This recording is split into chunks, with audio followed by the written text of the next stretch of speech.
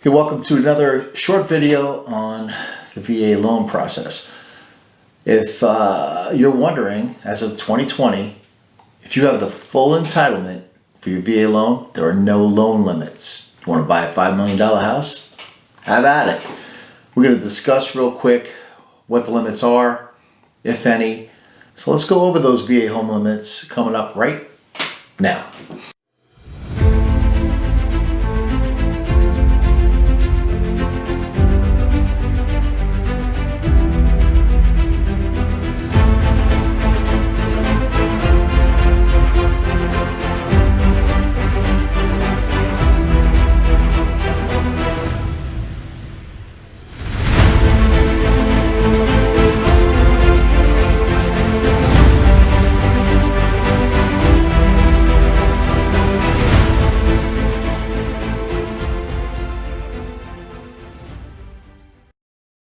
Eligible veterans, service members, and surviving spouses no longer have a loan limit over $144,000 as of 2020, which means the VA will pay up to 25% of that loan. All you need for this to happen is either never using your home benefit, or you use your home benefit, paid off that loan in full, so that now you have your entitlement completely restored, or a short sale that was satisfied. You have any one of those, you now have a full entitlement, which means no limit. Now real quick, if you have an existing home loan, a VA home loan, and you're tired of that house for whatever reason, and you want to get another one, but you want to rent out your property, the best thing to do is refinance into a conventional loan, then do whatever you want with that house, rent it out, use your full entitlement on a new home. Now, all you need to do is really show your lender a lease agreement with somebody that's going to rent it out, so you're not on the hook for two houses. That's it. It's that simple. Now, if you've transferred your title to a bank in lieu of foreclosure, that will also clear it up. Now, you still may need to make a down payment depending on the size of the loan. Remember, the VA only backs 25% of that, so depending on the lender.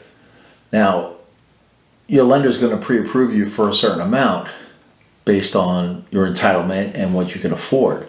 They're going to look at your credit, your payment history. They're going to look at your assets. All that gets kind of pulled together in determining what you can afford and what they'll approve you for.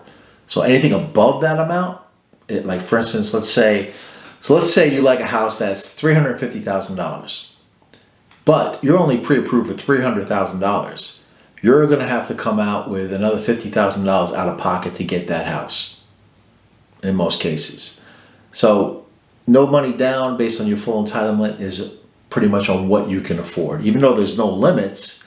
Now, if you have a cool mill sitting in a bank and other assets, and you want to buy $1 million house, the VA will back it at 25%. You'll get it, but it all depends on all these different variables. So basically, yes, there's no limit where there used to be limits. I think it used to be $414,000, then they raised it, but no more limits, which is great. But you still have to be able to afford the house. Remember, as we talked about in previous videos, you're going to need a certificate of eligibility. Your COE is very easy to get. Your lender can get it for you, especially if you've been recently discharged. It's very fast and easy. If not, you can get it yourself. It's not hard. But you're going to need that, and I'll show you how much entitlement you have left. On your COE, there's a table called prior loans that were charged to you. So if you have $150,000 left on a house, it'll show up in that table. All you have to do is pay it off, or again, refinance into a conventional loan, whatever it takes to get your full entitlement back. Just wanted to spit out a quick video. If it helps you, great. If you like this video, please hit the like and subscribe button. I really appreciate that. Add a comment below. I'll answer them, or somebody else will answer them, but it's going to get answered. Any questions, feel free to ask.